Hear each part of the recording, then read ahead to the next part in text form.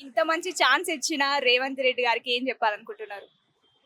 So, ఎప్పుడూ మాకు ఎక్కడ మాకు సమాజంలో చీత్కరించే వాళ్ళే గాబట్టి, ఈ కాంగ్రెస్ ప్రభుత్వం తరపున మన ముఖ్యమంత్రి యనుమల రేవంత్ రెడ్డి సార్ గారికి, మా కమ్యూనిటీ పట్ల ఇంత మంచి అవకాశం తీసుకొని, మాకిలా ఉద్యోగ అవకాశాలు ఇచ్చినందుకు చాలా ధన్యవాదాలు తెలియజేసుకుంటున్నాము. నా పట్ల మా కమ్యూనిటీ తరపున చాలా thank you so much Revanth Reddy sir. ఫైనల్‌గా ఇంకా ఇంట్లోనే ఉండి భయపడతారు కదా చాలా మంది. అలాంటి వాళ్ళకి ఏం చెప్తారు మీరు? నాకర్థం కాదు. ఇంట్లోనే ఉండి జాబ్ చేయడానికి ఇబ్బందులు పడతారు గదా! బయటకొచ్చి తిరగలేరు. అట్లాంటి వాళ్ళకి ఏం జెప్తారు?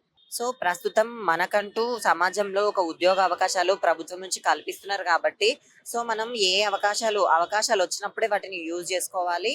అవకాశాలనేవి గోల్డెన్ ఛాన్సెస్ లాగా కాబట్టి, మనం ఏ అవకాశం వచ్చినా సుసిద్ధంగా ఉండాలి. సో, మనం గూడా బయటికెళ్ళి సమాజంలో బతకాలి. సమాజంలో అందరితో పాటు రెస్పెక్ట్‌ఫుల్‌గా జాబ్స్ చేయాలి.